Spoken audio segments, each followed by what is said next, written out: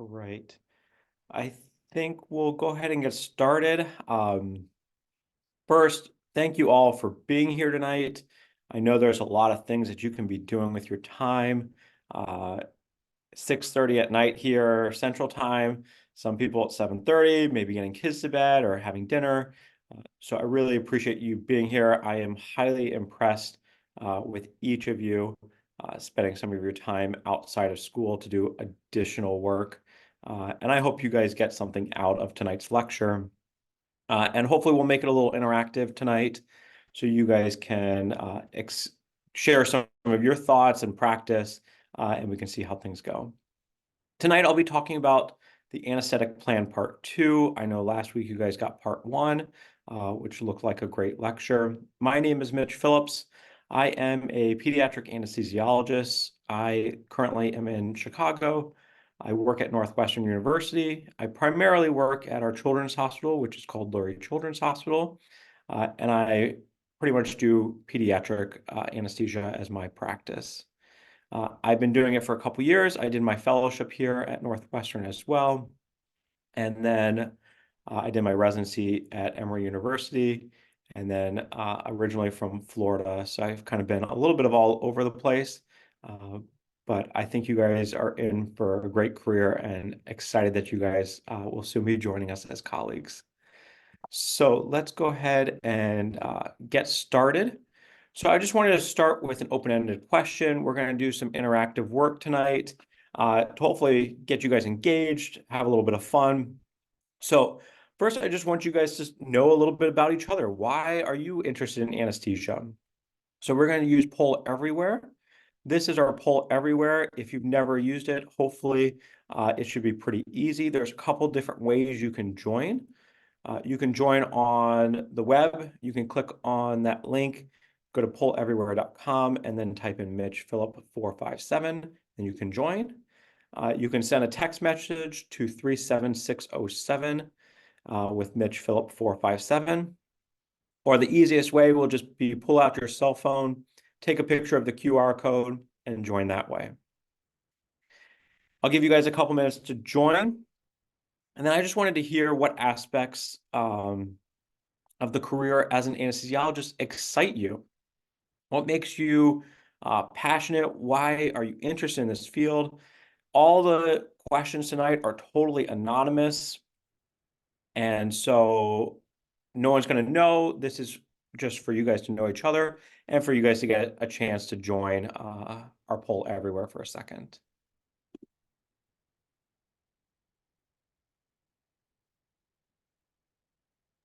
Would you mind, did you have a slide before this with the QR code, or can we type that information into the chat for them to join? Oh, sure. I can see a QR code on my screen, but maybe you guys can't. Yeah, I just see the question and that nobody has responded yet. Got it. Let me go ahead and type it here real quick. I'll put it in the chat so you guys can join.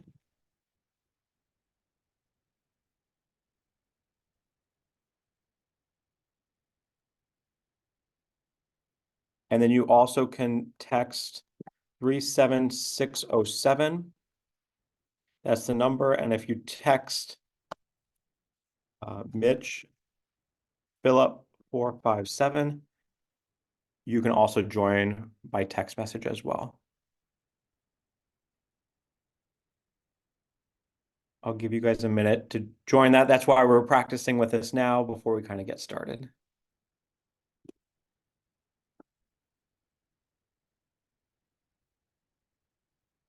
Great. It looks like we've got one response. So someone got in.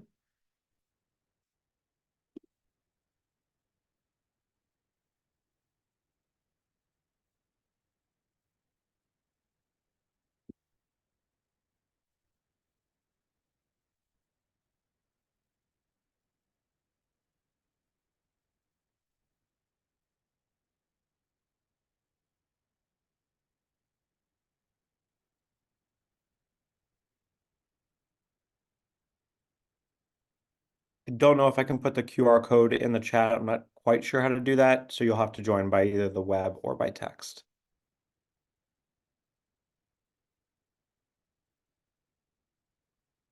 The link seems to work the best. And then my username is Mitch Phillip 457.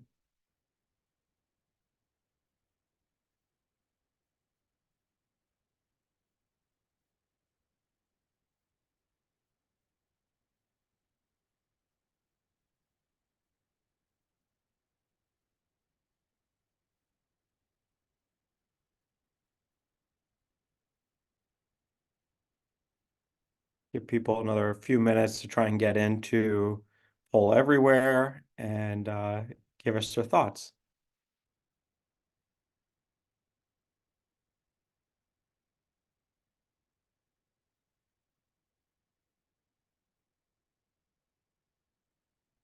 The link seems to be working the best if you're having issues.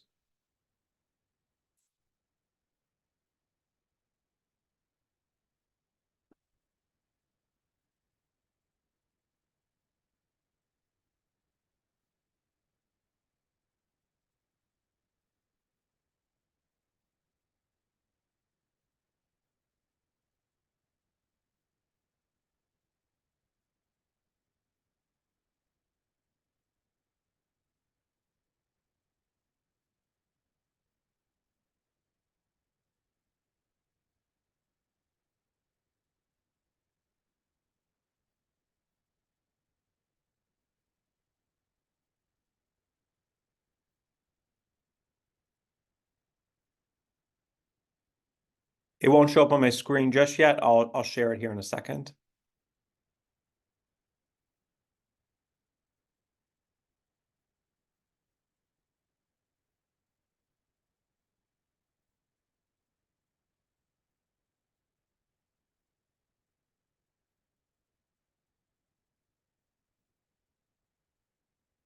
All right, looks like we're getting more responses. So let's take a look.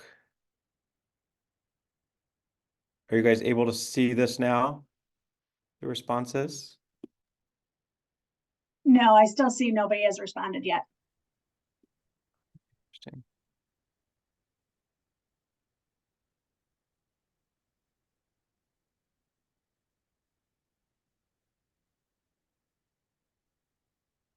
Yes, we can see it now. Awesome. So a little word cloud showing some of the stuff that you guys thought was important, what makes you excited about a future career as anesthesiologists. We see patient, pain, management, physiology, airway, all sorts of different things. Pharmacology, medicine, procedure, safety. So you can see in a group of about 48 people right now, we all have different reasons for wanting to be here. And there's lots of things that anesthesia offers.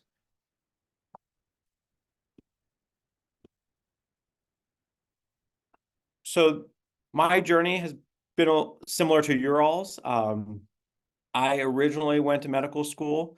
I'm the first in my family to ever do medicine.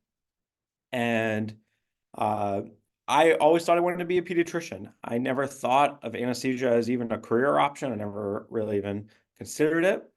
I did some time as a medical student, just like you all, on an anesthesia rotation and ended up loving it and decided to pursue a career. Some of the reasons I was drawn were very similar to you all. Anesthesiologists play a critical role in these vulnerable moments for our patients. There's not a whole lot of people who get to go and they get to say, hey, you know what? I'm going to trust you. I'm going to put my whole life in your hands. I'm not even going to be awake when you're doing any of this stuff. And this is the most anxious that they're ever going to be in their life. Surgery is a scary part for a lot of people or for their loved ones. And so you get to really help with that. You get to have a great understanding of physiology and pharmacology. There's not a whole lot of specialties where you get to say, I give a drug right now, and I get to see its effect within a few minutes. And so anesthesia is pretty amazing. You get to work with other healthcare professionals. You're working with surgeons, you're working with medicine people, you're working with nurses. And it's an amazing team that you get to be a part of. No one can do their job without you. You can't do your job without them. And so it's pretty amazing. The the teams that you'll be a part of, and the teamwork that will develop. And then you get to choose maybe a subspecialty if that's in your interest. I ended up choosing pediatrics. I didn't have to choose between being a pediatrician and an anesthesiologist. I got to do the best of both worlds. And so if your passion is working with pregnant women or doing cardiac, you have all those options available to you as an anesthesiologist. So really a tremendous field. And I have been very happy, and I hope you guys will be as well. So tonight's agenda, this is the book we'll be using. It's the same book that you guys have used throughout the course. We're going to focus on 2 chapters tonight. It will be chapter 16, airway management, and chapter 20, anesthetic monitoring. So why is this important? Well, you guys as future anesthesiologists, you are going to be considered the airway experts. Everyone's going to look to you. The ED, the ICU, they might call you and they say, I can't get the tube in. The patient's desaturating. I need help right now. And you're going to come in and you're going to save the day. You're going to use all the skills that you're going to learn as future anesthesiologists. And we're going to talk about some of the knowledge that you need tonight about helping manage and become experts in the airway. You also become experts in managing physiology. The monitor is that gateway, that frame that shows you exactly what's going on with the patient and helps you make your diagnosis. And so you'll become experts in that as well. And then why are you here tonight? I mean, those are great, but tonight we're hopefully going to help you guys make that great first impression for your future rotations, for your residency. And so we're going to hopefully provide you with some skills to really stand out when you go and do rotations, particularly in anesthesia, and to help you communicate with other healthcare professionals because they might not have the knowledge you're going to learn tonight. And so hopefully you're going to make a big difference and start understanding this stuff and stand out compared to other people. So let's start with airway management. So I want you to meet my friend John here. This is a picture of John. He's a 45-year-old guy. He was brought into the hospital by an ambulance. He was involved in a high-speed motor vehicle accident. He was wearing a seatbelt. He wasn't ejected from the vehicle. But when EMS got to the scene, they said he was unconscious. He wasn't responding. He eventually woke up. They put a C-collar on him. And you're the anesthesiologist on call in your hospital. And the emergency department has called you and they said, hey, can you come down to the trauma bay? And can you come meet John and evaluate him, particularly evaluate his airway? So what are the things you want to know about John when it comes to your airway evaluation? So we'll do another poll everywhere here. Hopefully you guys can see some of the information now and you can just respond here.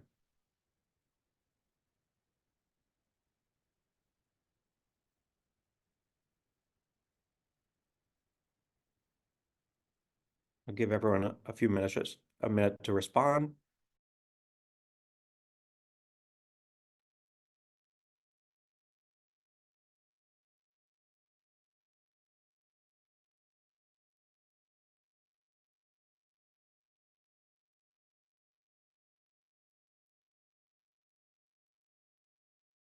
Another 15 seconds, and then we'll look at some of the responses.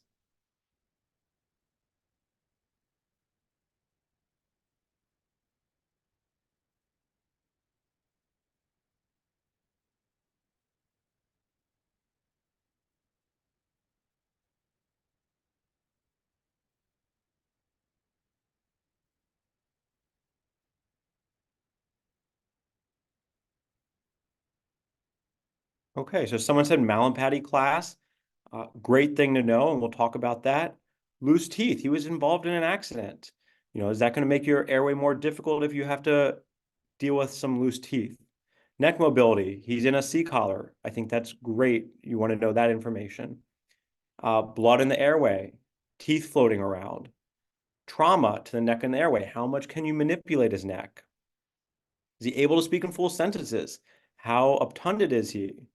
GCS score, labored breathing, blood, OSA, another great question to ask. Is he protecting his airway? Wonderful. He's anterior. I think maybe mean anterior airway. That is important for hopefully predicting, and we'll talk about ways to maybe predict that tonight. Breathing and moving air, vitals, surgical history. So let's go ahead and take a look. So what are the things that you want to know? So first, airway assessment is the first step in any time you have to manage the airway. And so you want to know a lot of things that you guys mentioned already in our poll everywhere. You want to know his medical and surgical history. Does he have medical issues that are going to make it difficult to manage his airway? Does he have diabetes? Does he have arthritis of the neck? Does he have cervical stenosis? Does he have surgical problems? Maybe he had a spinal fusion. Who really knows all these things? All those things might be very important for you managing his airway.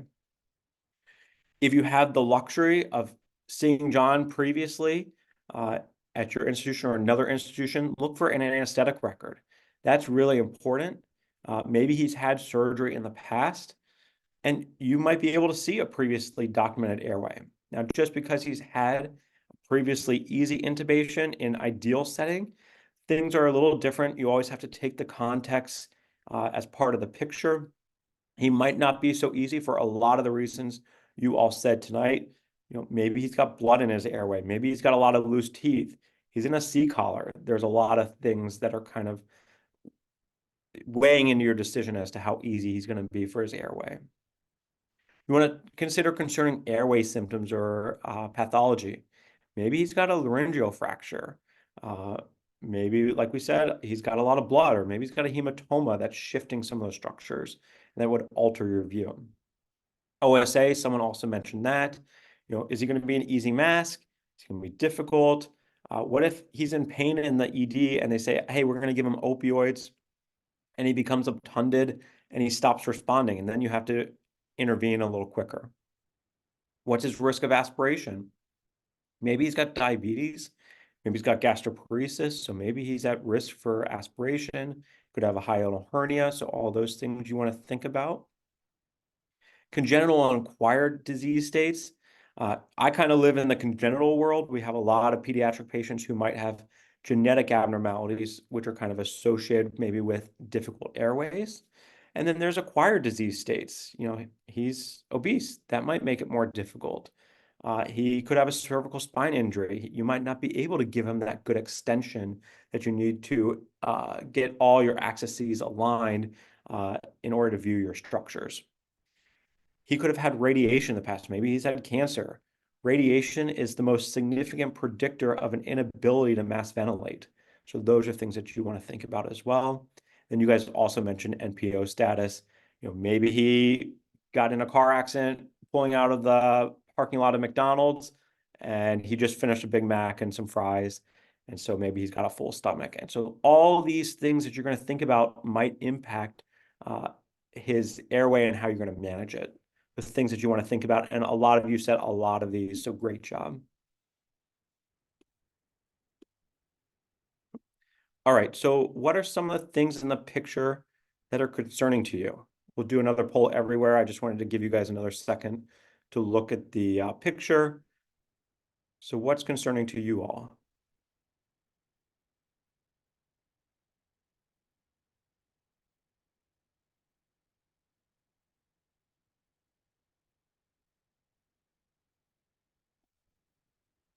Give people about 15 more seconds.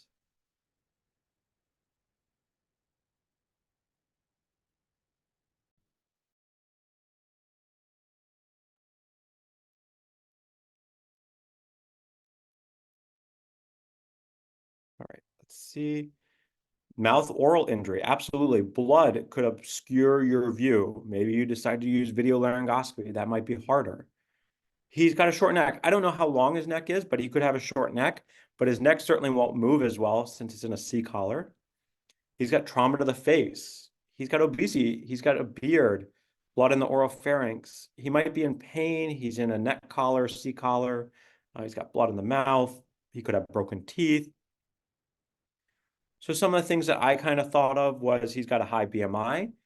BMI is associated with difficult mass ventilation, difficult supraglottic airway insertion, intubations, and cric. You just can't feel the structures as well if you have a nice thick neck. He's male sex. Haven't seen male sex come by, but male sex is associated with difficult mask and supraglottic airway insertion. Uh, Cervical spine immobility is also associated with difficult mask, difficult intubation, a cric. You can't see the structures, you can't access them. That is a little harder. And his beard could make it more difficult to mask ventilate.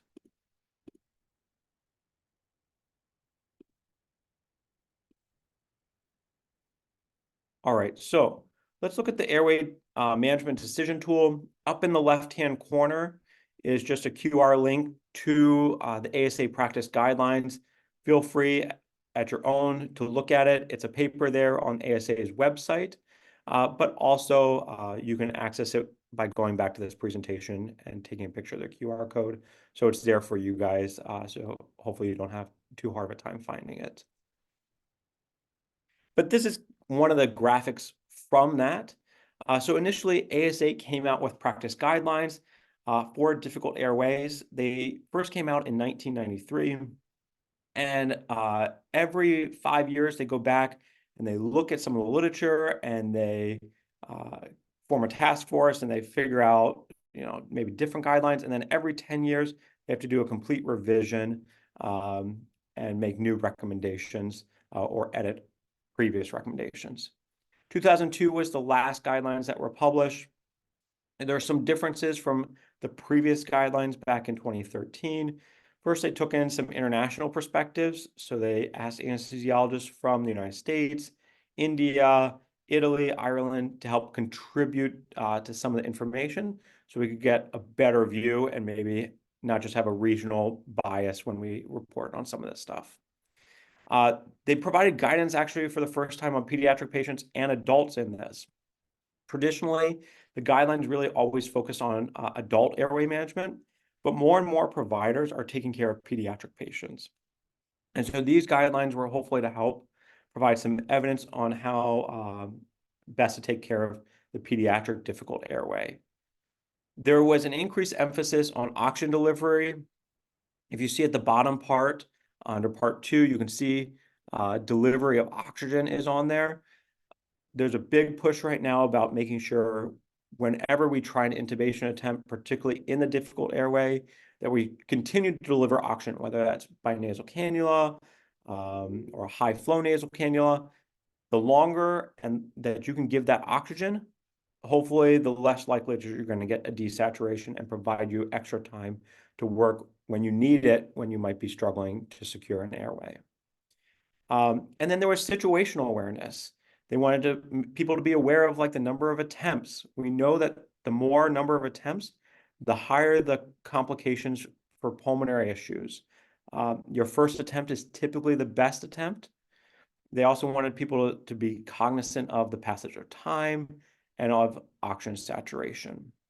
And so here in part 1, you can kind of see, so if you suspect difficult laryngoscopy or intubation with direct or video, if you think no, you can basically go down to part 3 and you can do airway management with induction of anesthesia. Not one factor alone is going to push you to say it's difficult airway. You really need to look at the whole picture.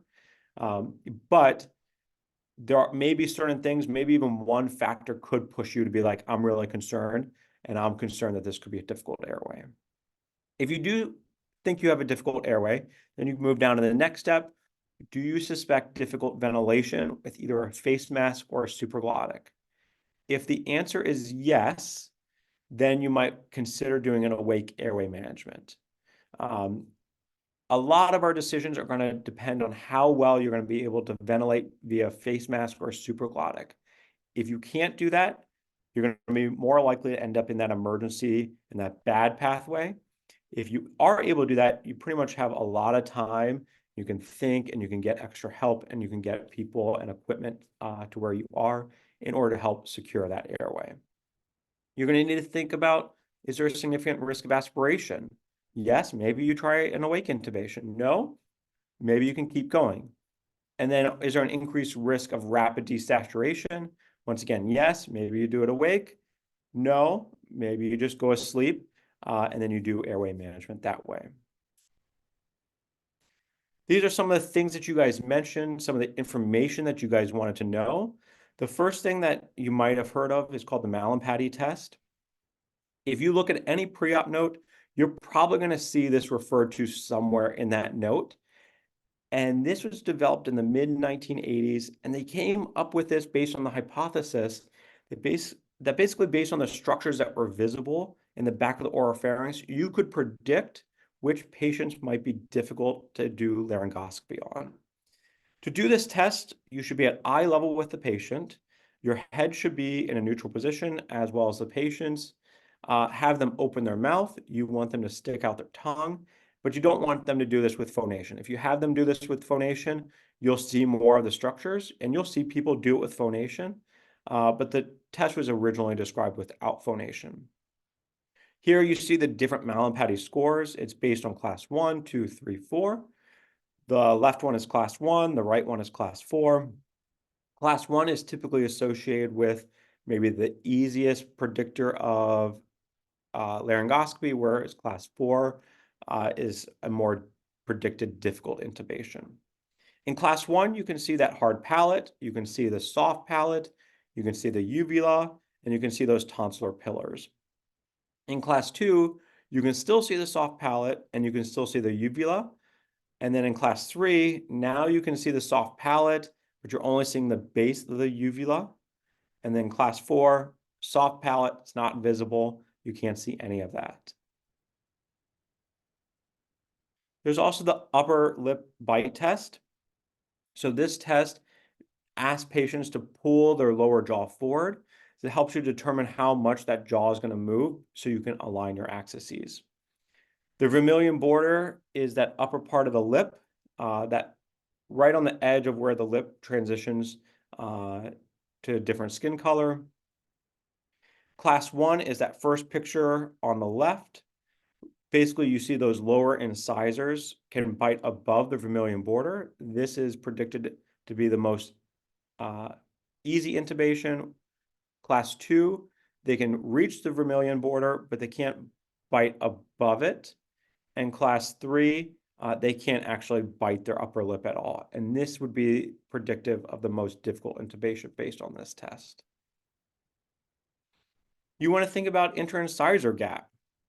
Less than 3 centimeters correlates with a difficult airway due to being able not to line up all the structures and all those axes. There's a lot of things that you have to be able to put in the mouth. You have to put a blade in there. You have to put suction in there. You also have to get an endotracheal tube in there. So if you don't have enough room to work, it makes it more challenging for you to be able to get your views. Thyromental distance is another thing that people will ask. You might see this in your pre-op notes. It's from the thyromental distance is from the mentum to the thyroid cartilage. So you can kind of see where those are on that picture. Less than 6 to 7 centimeters correlates with poor laryngoscopy. Micrognathia, this is something that I see in the pediatric world. You might see in the adult world too.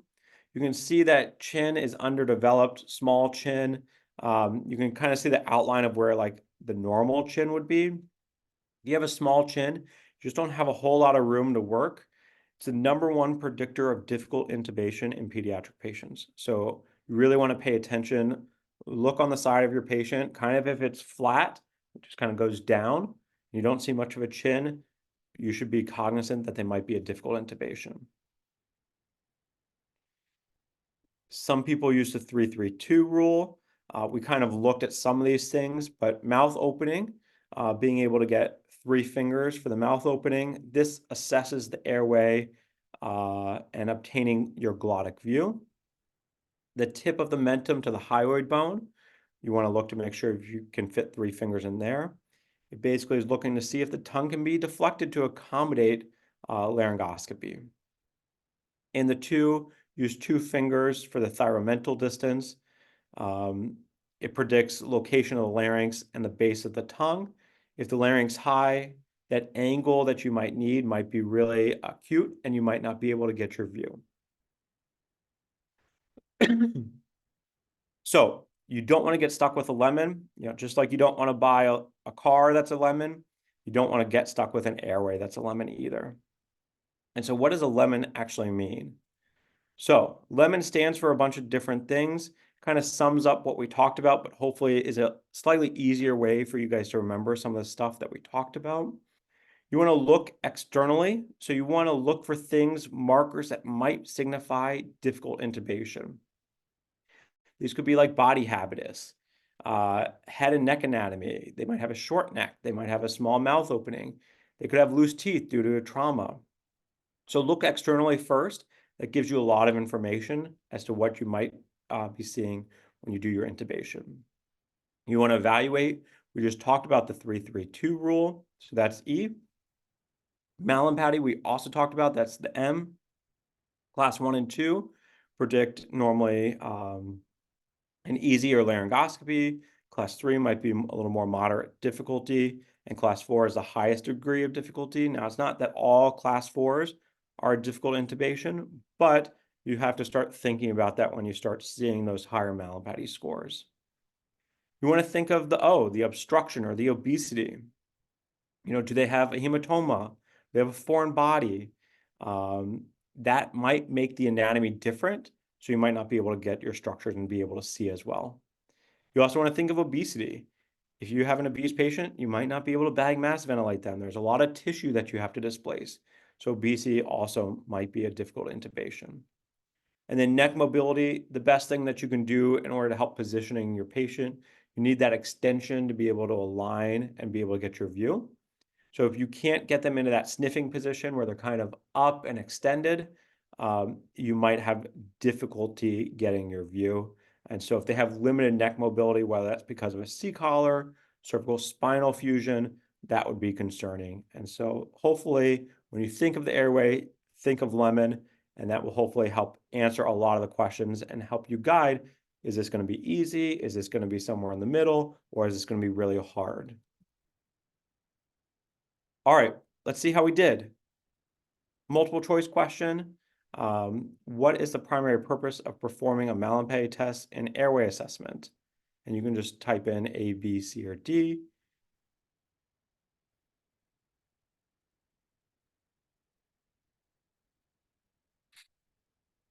Give people another 5 to 10 seconds.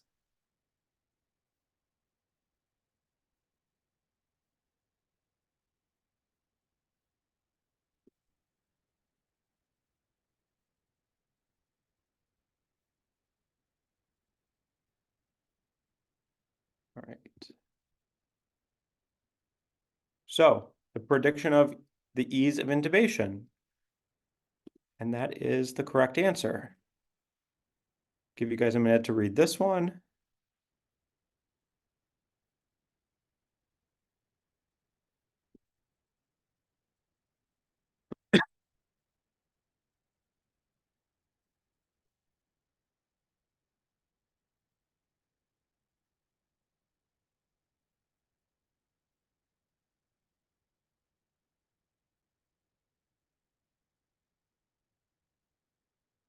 Let's take a look.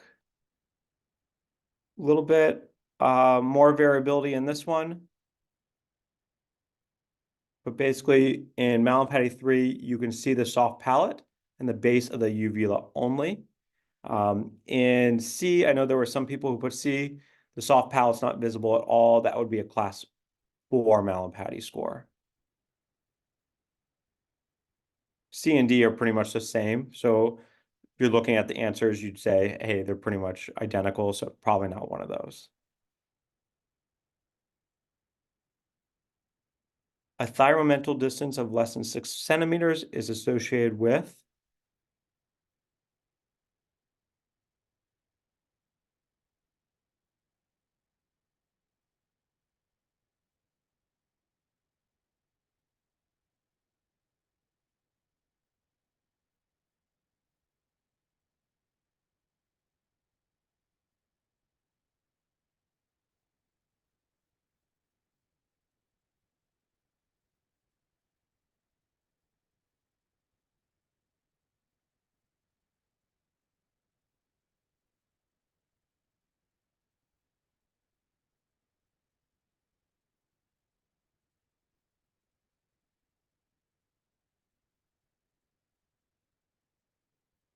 All right, so this one doesn't seem to want to show for some reason, but that's okay. So thyromental distance of less than 6 centimeters is associated with a difficult laryngoscopy.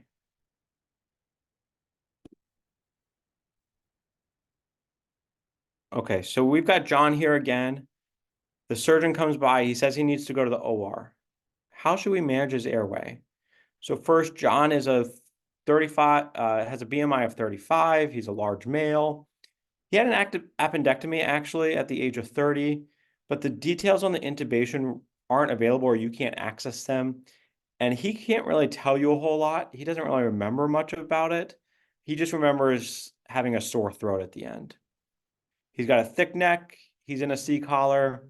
Based on your assessment, looks like he's a Mallampati 3, but he didn't really open the mouth that well because he seems somewhat limited by the C collar. It was difficult for you to assess the thyromental distance accurately because of that C collar, but it looks like he's got more than 6 centimeters, and he ate an hour ago. So what are your suggestions for managing his airway?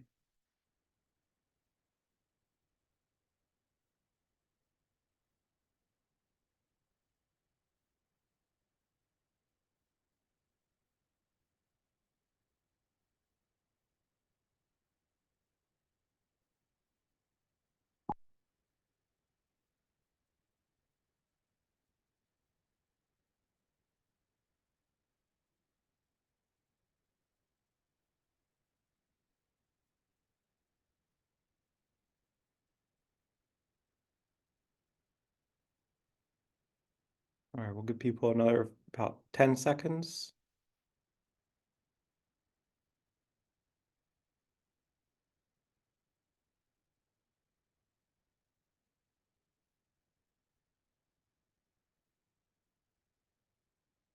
So someone said not NPO, they put in a tracheal tube in, go through the nasal pharynx, so maybe they'll nasally intubate him.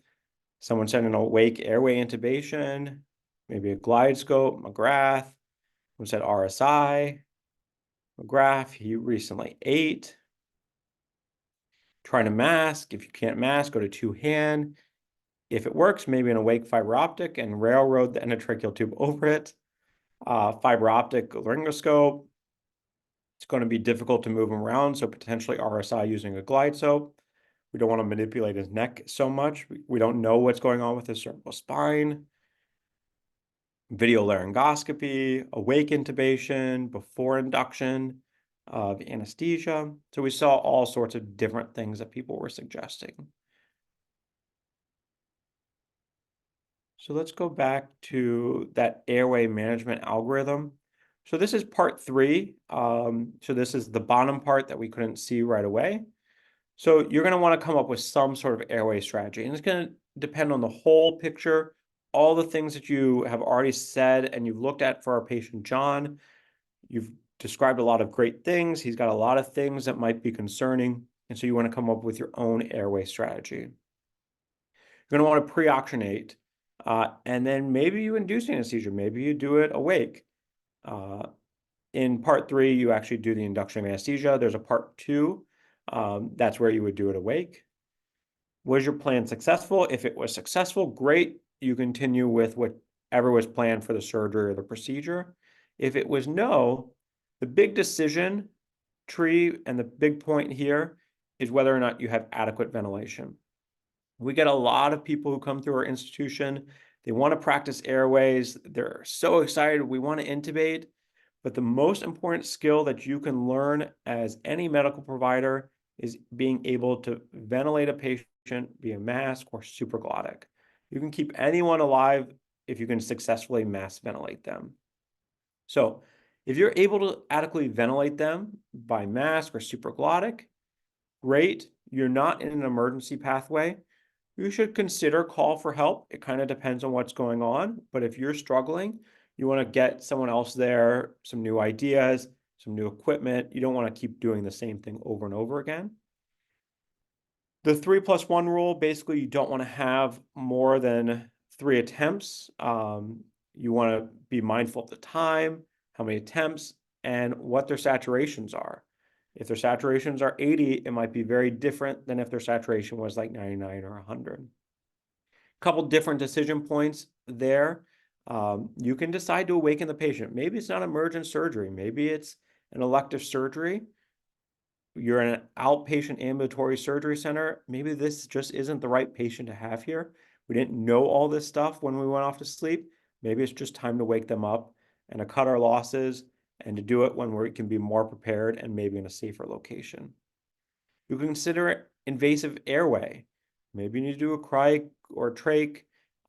Normally in the non-emergency pathway, you're probably not going to end up there. The most likely thing you're going to do in this pathway is use that alternative device. Maybe use a supraglottic airway and you decide to fiber optically intubate through a supraglottic. If you get the airway, great, you can continue as planned. If you can't, then at some point you just have to keep going and decide whether you wake up or should you keep trying. If you start being able to not adequately ventilate, you could switch to this right pathway. This is the emergent pathway. So if you couldn't ventilate to begin with, or as you do more attempts, potentially the more difficult the mass ventilation could become. And so you could end up in this emergency pathway. This is definitely where you don't want to end up. But if you end up here, you want to keep it still less than 3 attempts. Be aware of your time, number of attempts, what the oxygen saturation is. You want to try and do face masks to the best of your ability. You definitely want to call for help at this point. You probably want to evaluate tracheal tube and a supraglottic airway. All those are going to be important in order to hopefully get you to a place where you can actually ventilate the patient. If you still can't ventilate the patient, this is where your emergency invasive airway access is going to come into play. Maybe you need to call an ENT colleague, rigid bronchoscopy, or maybe even ECMO would be necessary. So let's look at some of the techniques that you guys mentioned and highlight maybe some of the advantages and disadvantages. So if you've been to the operating room and you've watched what's going on from the anesthesia perspective, at the start of almost all the procedures, you're going to see pretty much the same thing. You're going to see some sort of pre-oxygenation going on. This buys you as much time as possible for when you actually do your intubation attempt, so you can help manage the airway and you're not rushing because the patient is becoming hypoxic and you're not ventilating them well. If you do good pre-oxygenation, you can buy as much to as 9 minutes of apneic time if they're healthy. Now, if you have a patient who's got lung disease, you're not going to get 9 minutes.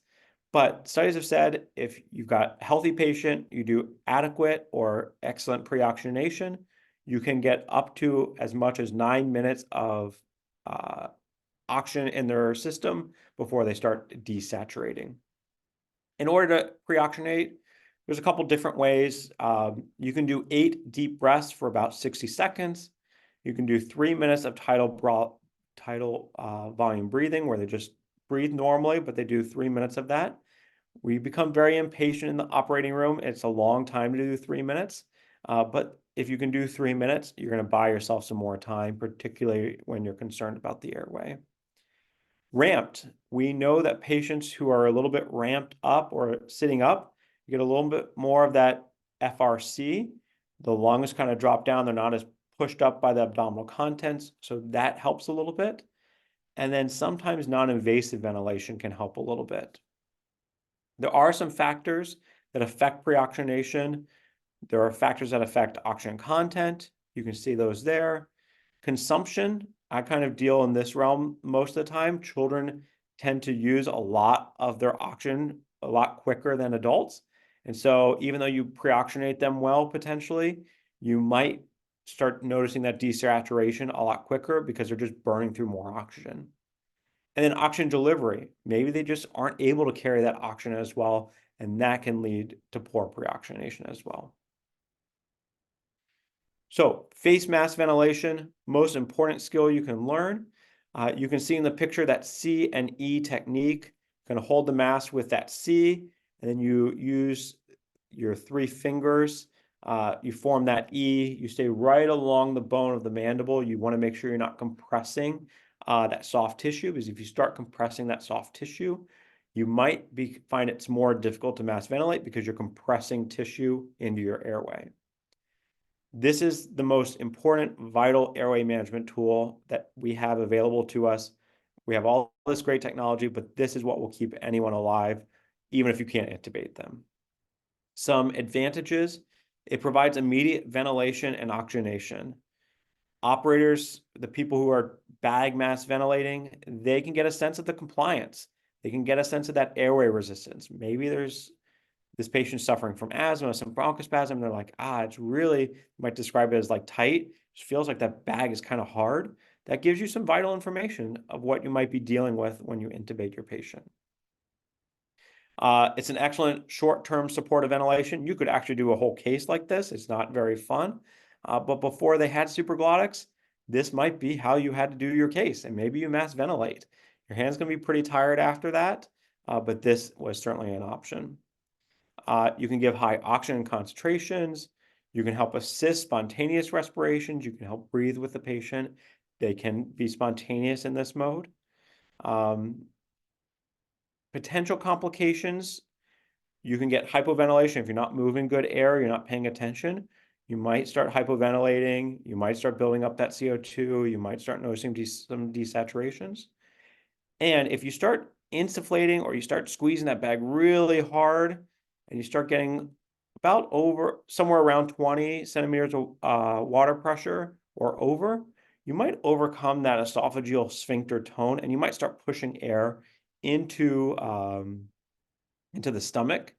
And that would be bad because you could potentially aspirate if we start filling the stomach with air. How can you tell if you're not ventilating well? The most important information you're going to get is actually just looking at your patient.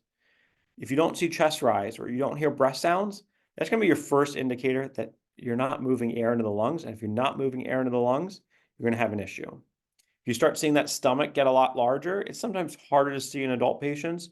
But in our pediatric patients, if we're squeezing that bag really hard, you might start seeing that stomach start getting bigger. And that could mean that you're just pushing air into the stomach and not really moving as much air into the lungs. You might not see exhaled CO2 on your monitor, and you might start getting low oxygen saturations and cyanosis. That's going to be a later sign. You don't want to end up there, but those can be things that you could find. There are a couple of potentials for difficult mass ventilation. If you have a large BMI, like we saw in our friend John, that can be a predictor. Male sex. Being toothless, if you don't have that structure of the mouth, kind of the skin and the mouth kind of just falls back and you aren't able to get that seal around with your mask, that can make it difficult. Limited ability to protrude the lower mandible could be hard. Limited C-spine mobility, if you can't get them into that sniffing position, that can make it harder. Irradiation, we talked about that already. If you get radiation to the neck, #1 predictor of a difficult mass ventilation. Beards, once again, you're just not able to get that seal. And then multiple intubation attempts. The more times you intubate, the more swelling, the more blood, that can make mass ventilation a lot harder. There are some things that you can do, hopefully to make it a little easier. You've got oral airways, you've got nasal trumpets, and two-hand mass ventilation. So this is kind of what an oral airway would look like on the left-hand side. It's a really nice device, easy to insert. There are different sizes for oral airways. So the way you size this is it should go from the mouth to the angle of the mandible. That's an appropriately sized device. So you want to make sure you're getting the right size device. If it's too small, you're not going to overcome the obstruction. If it's too large, you might make your obstruction worse because now you're just blocking everything. The other thing, nasal trumpets are another great way to overcome obstruction. Nasal trumpets are a lot better tolerated in that awake or like semi-awake patient. You have to be pretty sedated to tolerate an oral airway, but a nasal trumpet can be tolerated a lot better. It also should be sized appropriately. It should go from the nose to the tragus, and that's how you size it. If you have some sort of skull fracture, that would be a contraindication. You don't want to put that nasal trumpet in there and go through that skull fracture and end up in the brain. So a contraindication to putting things in the nose it would be a contraindication for a nasal intubation as well. And then putting things in the nose, there's a lot of blood vessels. If anyone's ever been hit in the nose, you might start seeing some blood. That can happen with insertions of nasal trumpets as well. Supraglottic airways. These are amazing devices. These are life-changing. You might hear the term LMA. You can see in the picture, there's a lot of different things that say LMA. LMA is a brand.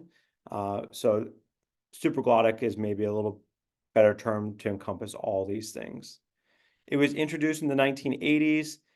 Before the introduction of supraglottics, you would just have to either mass ventilate or you had to intubate. So those are your two options. So luckily, we're a little spoiled. Now we don't have to sit there and mass ventilate the whole case. Some of the advantages. So they're really easy to place and they're really quick to put in. It's a blind technique. It's on a lot of difficult airway carts. They're really easy. You just kind of follow along the palate and then it will just, you'll feel this kind of give or pop into place and that's it. Super easy. You can be a total novice. You can put these in, but these can save someone's life. So think about supraglottic airways. Some of the specialists that manage airways might not think about these things as anesthesiologists. You deal with a lot of supraglottic airways. And so if you're struggling for an intubation, you're not able to mass ventilate, you should start asking, where is the supraglottic? I need that. I always make sure when I'm doing a case that there is a supraglottic somewhere near me, because this is what I'm going to go to if I can't mass ventilate. I want one of these. It's going to save someone's life. There's less trauma. There's typically less complications. They don't require passage to the vocal cords. There's less risk of trauma to the larynx or the trachea. They're incredibly versatile. You can intubate actually through a supraglottic. So through some of these supraglottics, you can actually put a flexible fiber optic scope through it. And then you can have a tube loaded onto your fiber optic scope. And you can then push the tube through the supraglottic device and intubate through that. It's really nice. There's some great videos on YouTube that you can go and see people do it. Typically, when you have the scope come out of the supraglottic, your larynx, your vocal cords, your glottis are sitting right there. You just drive your scope right in, and then you can push off your tube. It's really nice also if you have like a lot of blood. If you have a lot of blood in the airway or you've got a lot of secretions, that scope, it doesn't take much to obscure your view. So the supraglottic can hopefully help overcome and help you bypass some of those secretions, some of that stuff that might be in the back of the oral pharynx, so you can get your view without obscuring your fiber optic scope. Some of the complications or some of the issues with a supraglottic, there's displacement risk. It doesn't take much for it to kind of pull out a little bit or to be twisted, and so it could displace and you might not be able to ventilate as well. You don't really have an ability to handle high airway pressures because it's not actually going through the vocal cords. If you try and give a lot of pressure through a supraglottic, you might just start insufflating the stomach, and so that would be an issue. There is an aspiration risk that comes with it. The aspiration risk is something you want to consider. You don't really want to use these in patients who have full stomachs. Once again, it's not going through the vocal cords. So if something was to come up, it could come up and go down past the vocal cords and into the airway. But these are really great things. And the designs are constantly changing. There are some that come with bite blocks, and there are some that come with like little ports. So you can actually push an OG tube through and you can decompress or suck out the stomach. There are some non-standard SGA uses. So this was described in the literature. You can use it for mechanical ventilation compared to spontaneous ventilation. For a lot of times, we like to keep them spontaneously ventilating, but it's not a hard, fast rule. But when you're mechanically ventilating, you just have to be cognizant that you could be pushing air into the stomach. And so if you're pushing air and you're inflating that stomach, you could be at risk for an aspiration. Most people don't use muscle relaxant. Like I said, a lot of people try and maintain some sort of ventilatory drive or keep them spontaneous, but you can facilitate mechanical ventilation, but you're going to want to make sure you have a good seal in order to do so. Laparoscopic surgery, most people won't put a supraglottic in if they're doing laparoscopic surgery. You're going to insufflate the abdominal compartment, and so that pressure can sometimes make it a little more difficult to ventilate your patient, and it could lead to potential aspiration. And then obese patients, once again, they might have poor pulmonary compliance. They've got a lot of mass. There's a lot of pressure that you might have to use in order to move air into the lungs. And so obese patients might be a patient that would be kind of non-standard SGA use. There are some contraindications. You can see there the absolute contraindications: trauma, non-facet patients, bowel obstruction, maybe emergent surgery, delayed gastric emptying. A lot of them have to deal with the stomach not being empty and that risk of aspiration. There are relative contraindications. A lot of them deal with aspiration risk. Prone position, I don't particularly like putting supraglottics in prone position. It is a relative contraindication. But if you have an issue in the prone position, it's hard to intubate in the prone position. So if it becomes dislodged, you might have to flip from prone position back into supine position. Obesity, we talked about, altered mental status, and decreased lung compliance. If you have to push and use a lot of pressure to move air, it could be going into the stomach. All right, endotracheal intubations. This is the most common method for securing the airway. The blade is always held in the left hand. It's inserted on the right side and the tongue is swept out of the way. Some complications from endotracheal intubation include 40% of patients will complain of some sort of sore throat. You can get dental damage, right? You're putting something foreign that's typically metal into the patient's mouth. So sometimes people have poor dentition, they've got dental work, and if you start hitting that metal against the teeth, you could damage them. You can get oral and pharyngeal damage like tears or scrapes. You can get lip lacerations. You can catch, the lip in between the metal and the teeth. And then it's typically a little more stimulating. You can get that high sympathetic nervous system going. So you might see that heart rate go up. You might see that blood pressure go up. And so in our friend like John, who might have some sort of neuro issue going on, you want to try and avoid maybe some of that sympathetic nervous system activation. So you want to be cognizant that it is stimulating and you might see that higher heart rate, higher blood pressure. This is some of the equipment that you might need in order to do intubations. And we've talked about a lot of these things already. You can see at the very top, we've got some nasal trumpets, we've got some oral airways, different size tubes. You want to make sure you have a variety of different size tubes in case something's too small, too big. A syringe to inflate that pilot balloon, to inflate the cuff of the endotracheal tube. Supraglottic we talked about. You want to have that for emergency equipment. You've got your blade and your blade handle. There's all sorts of different blades that can help, and we'll see a picture of two of them on the next slide. You want to make sure you have suction. You never know if you're going to have blood, like in John's case. You could have a lot of oral secretions. Patient could vomit, so you want to make sure you can clear out that airway. And then you want to have some sort of way of giving positive pressure via a mask and some sort of bag. At the top is this kind of line here. This also is a airway device. It's called a bougie. Basically, it's this plastic that if you can't get that good view, might be able to get somewhat of a view, see epiglottis, and you can try and pass this underneath if you're struggling. And then it's got that little bend. And because you're going into the trachea, hopefully, if you start feeling like bumps, you're bumping against those tracheal rings, that gives you a sense that you're probably in the trachea, and then you can put a tube over it and thread off. If you don't feel those bumps, it probably means that you went down the esophagus, and that's not going to be so successful for your intubation. There's Max, there's Miller blades. There's actually all sorts of different blades, but I'm going to focus on these two because they're the two most common. On the right-hand side, you can see the Macintosh blade. It's a curved blade. It's got a larger lip that allows you to push that tongue and kind of hold that tongue off to the left side. You'll place it on the right-hand side. You'll kind of push that tongue out of the way, and you'll get your view. We use these a lot in adult patients. It's probably the most common blade used in an adult patient. But we also use something called straight blades. A Miller is a type of straight blade.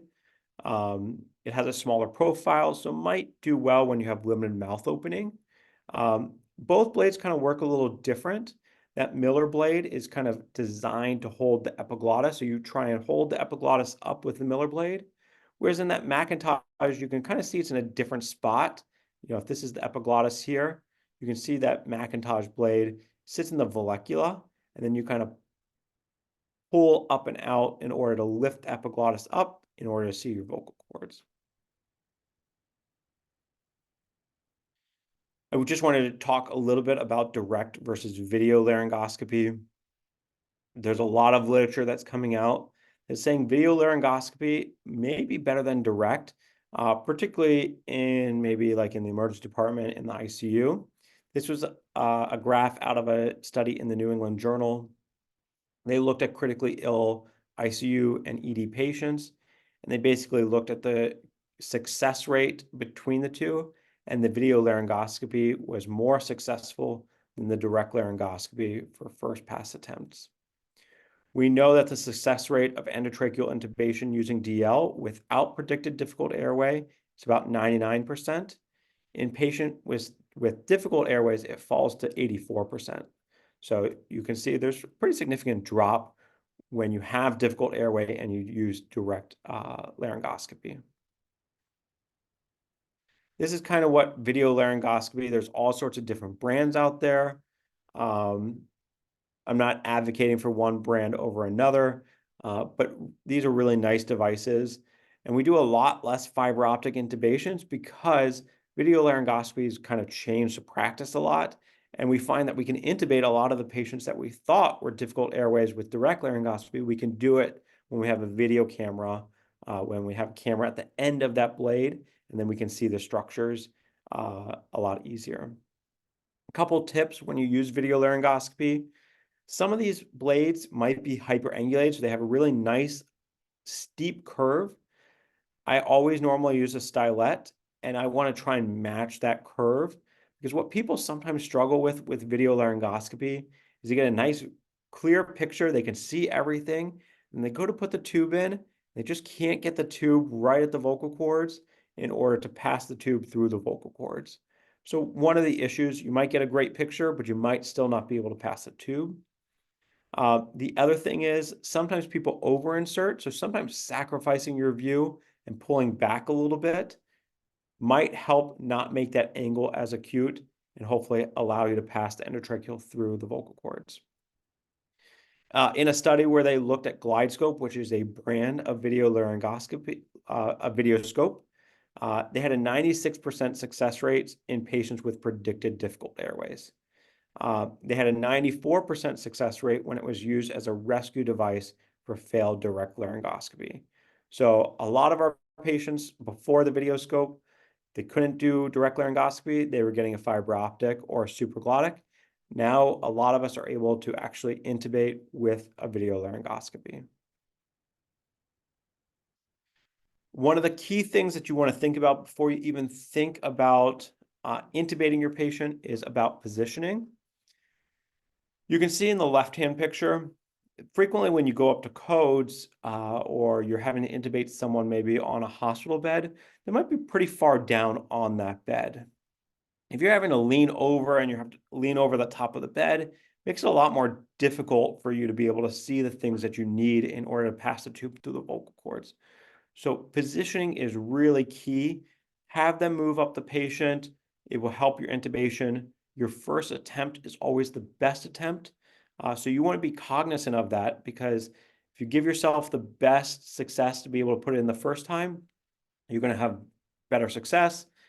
You're going to find that the patients have less complications. So do everything you can to position appropriately. We also looked at our friend John. He's a big guy. Sometimes ramping our patients.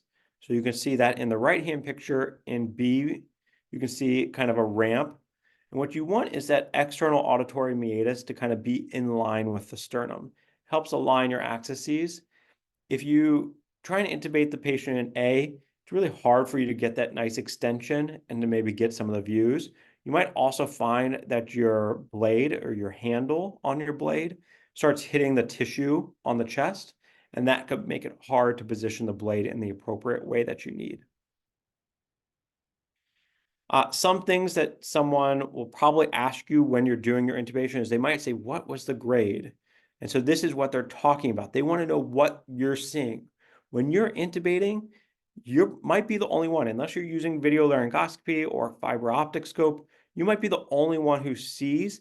And by telling people what grade and the things that you're seeing, it helps tell people how difficult the airway actually is. And so typically when you see intubation notes, you'll also be asked what the grade was. Grade 1 is the best view. So you can actually see pretty much the whole glottis there. In grade 2, you can only really see the back portion of the posterior glottis. You can't see the top. So that would be a grade 2 view. In grade 3, you can only see epiglottis. So you can't really tell if you're passing the tube through the vocal cords. So this would be a more concerning view for me, because I don't know if the tube's actually going where we want it to.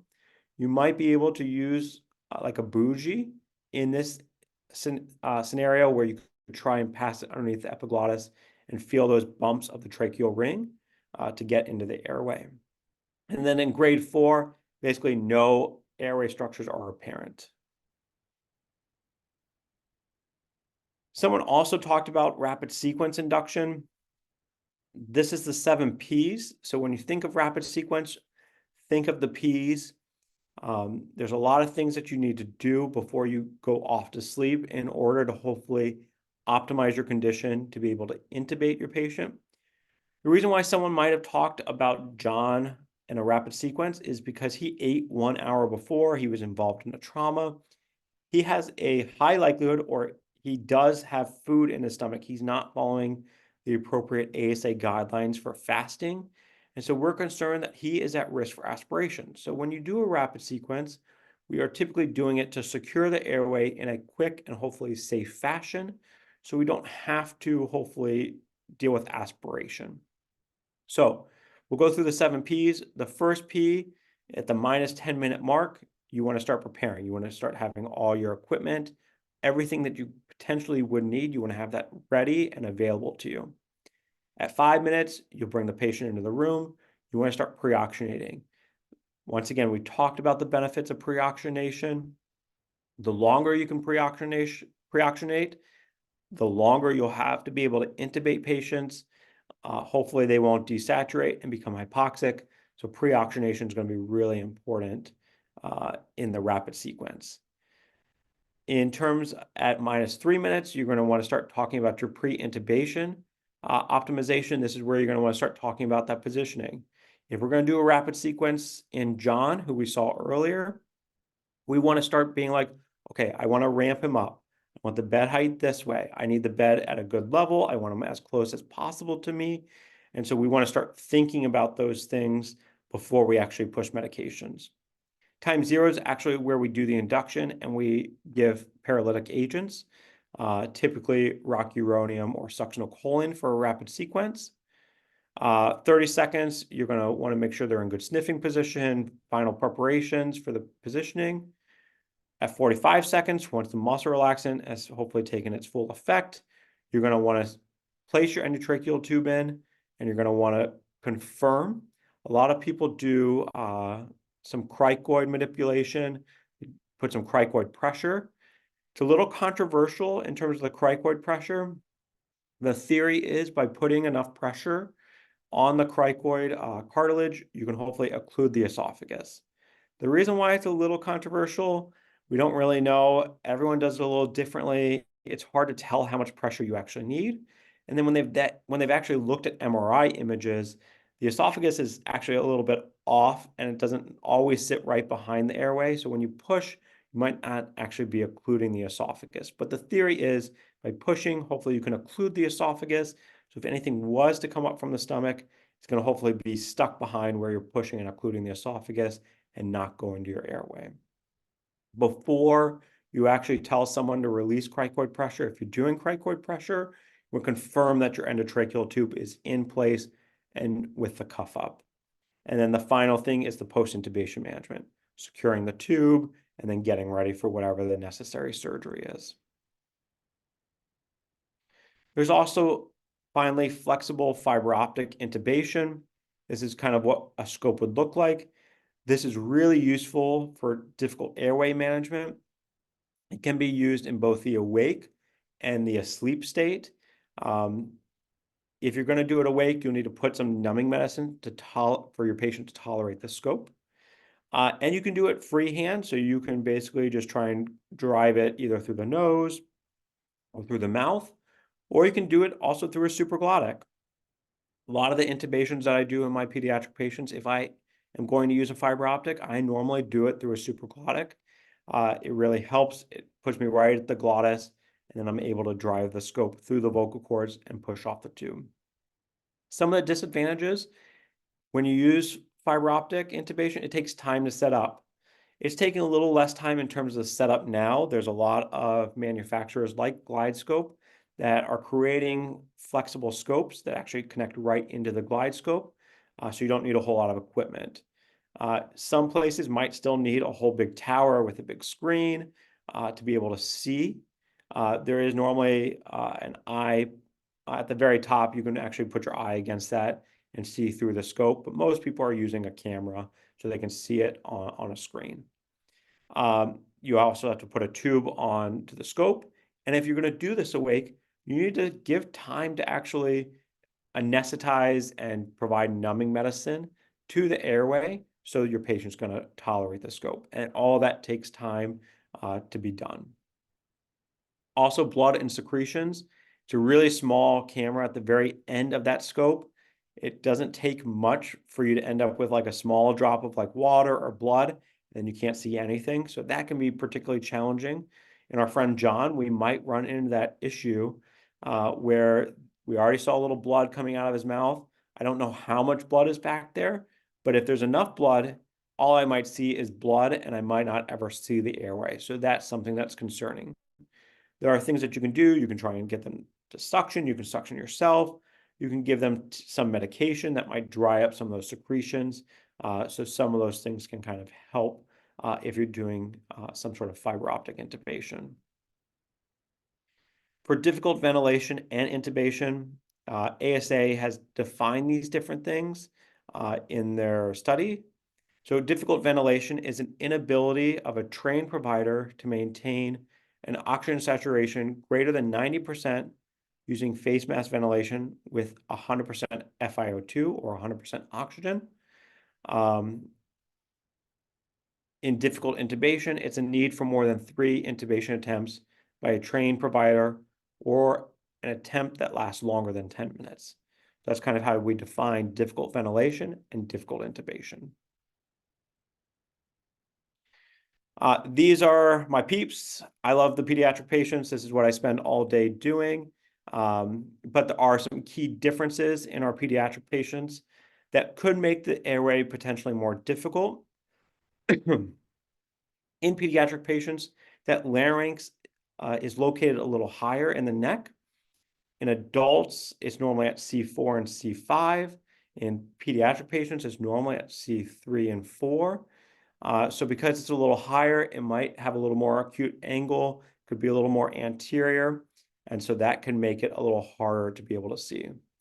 Pediatric patients also normally have big tongues. If any of you guys have kids, you might notice that their tongue's always out. It looks really big. They just don't have that big of a mouth, but they have a big tongue. The epiglottis is typically stiffer and larger. So you can see that in the picture here. That epiglottis is stiff and a lot larger, and it's omega shaped, and that kind of blocks the view of the vocal cords. And then in infant airways, it's normally more funnel shaped. Infant heads are normally larger, so sometimes they end up in flexion versus what we need them to be is an extension. And then in pediatric patients, oxygen consumption is normally higher.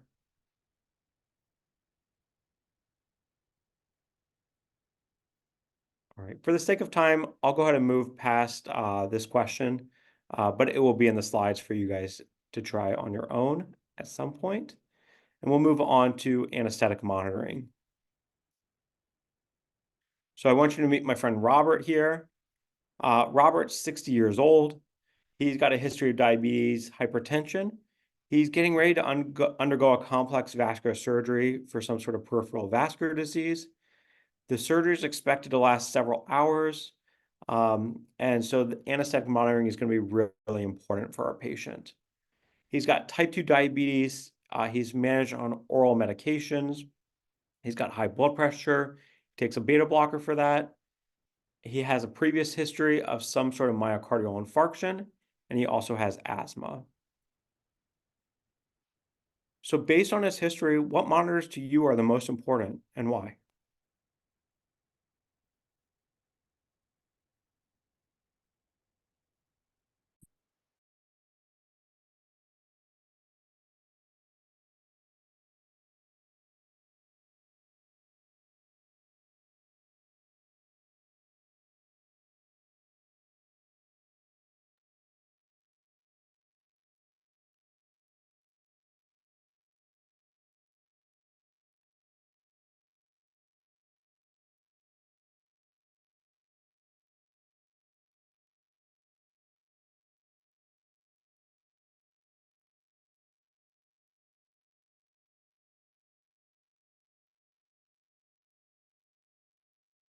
All right, for the sake of time, I'm going to go ahead and show some of the results.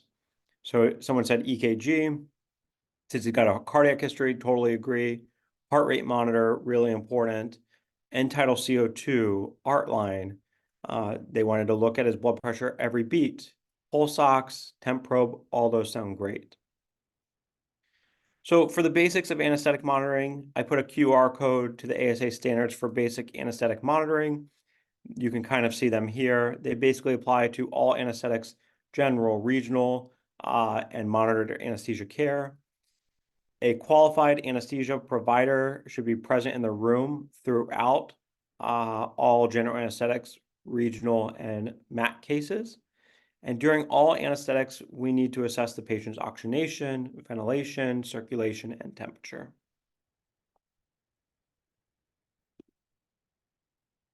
So someone mentioned EKG. This is EKGs.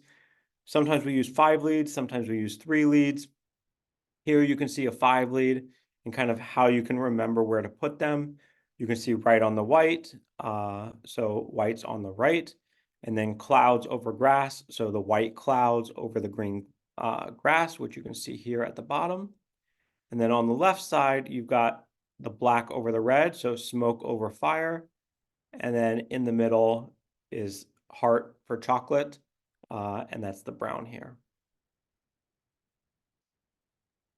This is kind of what an EKG might look like.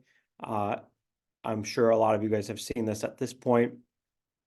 The P wave is where atrial depolarization takes place. The QRS is where the ventricle depolarizes, and the T is for ventricle repolarization. In the OR, we normally look at 2 different leads. The most common leads that we would look at would be 2. That's good for detecting arrhythmias, and V5, which is typically good for detecting ischemia. Typically, you can detect about 75% of the instances of ischemia in V5. You have to be cognizant there can be a lot of interference due to electric cautery, and so sometimes you get a lot of artifact. So you need to discern, is this something bad that's happening, or is this something that's normal? So this is what our friend John's EKG looks like an hour into his procedure. Give you guys a chance to look at this for a second. So what's going on? Nothing, looks great, no problems, keep going. Hyperkalemia, maybe a myocardial infarction, or maybe some sort of electrical interference.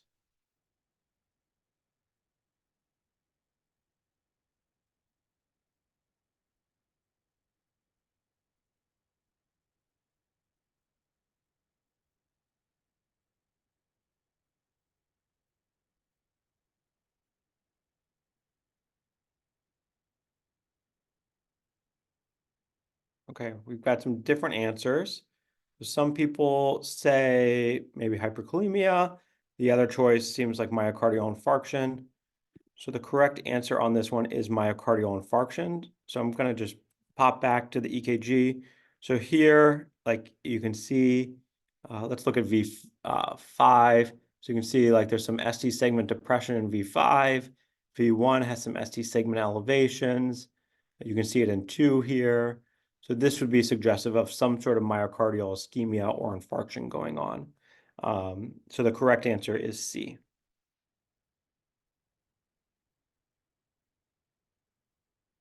Blood pressure is another important thing that we look at. We should monitor it every 5 minutes per the ASA basic monitoring standards. Even brief periods of hypotension for 10 minutes can lead to that increased incidence of post-operative cardiac events. And we can even see renal events like AKI develop due to hypotension. So what blood pressure should I target? So absolute blood pressure and relative thresholds. Those absolute blood pressure targets are typically around MAPS of 65, and those relative thresholds are typically around like 20% of their baseline blood pressure. Both have been equally protective from myocardial and kidney events. There's different ways of measuring blood pressure. The most common way would be a non-invasive blood pressure. It looks at oscillations to detect the maximal pulsation, and then it gives you a map, but you want to make sure you have an appropriately sized blood pressure. If that cuff is too big, it's going to have a falsely low blood pressure. If it's too small, it'll be falsely elevated. An art line was something else that mentioned for our friend. It's useful for patients with significant cardiovascular history or maybe predicted lability in their blood pressure. You can see that beat-to-beat blood pressure, and you can even sample some blood.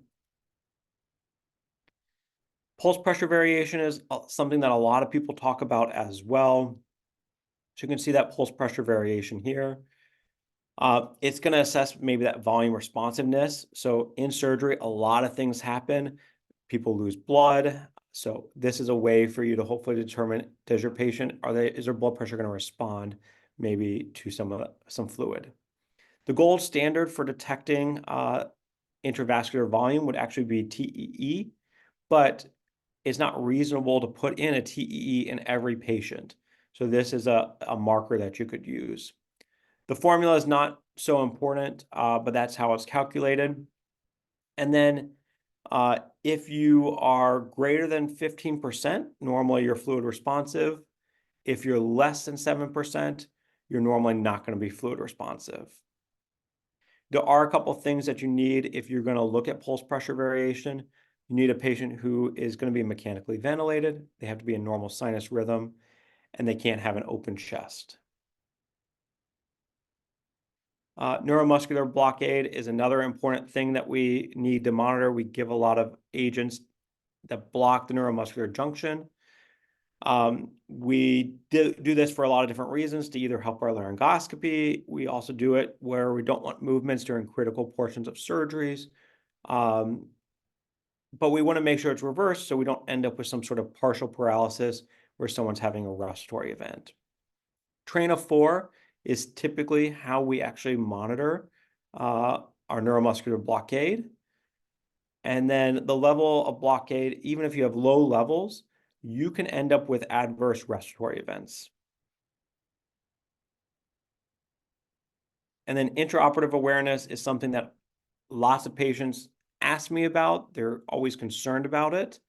Luckily, it's not very common. The reported incidence is about 0.1 to 0.2%. There's some things that we can do in order to watch. You can see in this patient here, they're wearing something called a BIS monitor, and they can actually look at some of their brain wave forms and actually determine their level of depth of anesthesia or how asleep they are. MAC is another thing, so it stands for minimal alveolar concentration. Next time you're in the operating room, take a look at the anesthesia machine. If they're running anesthesia gases, you'll probably see something on that machine that says MAC, and that shows the end expired concentration, and it basically means that 50% of the patients with some sort of painful stimuli won't respond to that stimuli. You can't do MAC monitoring with a TIVA or a total intravenous anesthetic. You need volatile anesthetic. So most people, or a lot of people, will recommend that if you're going to do a TIVA, you do some sort of other monitoring especially if you're going to use muscle relaxants to make sure there's an adequate depth of anesthesia. Okay, so some of our take-home points today. Comprehensive airway assessment is key. We need to perform a thorough airway evaluation. We need to incorporate things like Mallampati score, upper lip bite test in order to anticipate and plan for challenges. We need to understand and adapt to the airway. Every patient's going to be a little different. They're going to have different characteristics. And so looking at and understanding those things will help you adapt to things that might happen when you instrument the airway. We want to stay updated with guidelines. We want to continuously update our practice. We want to look at maybe the newest guidelines from ASA in order to deliver high care, particularly when it comes to managing difficult airways.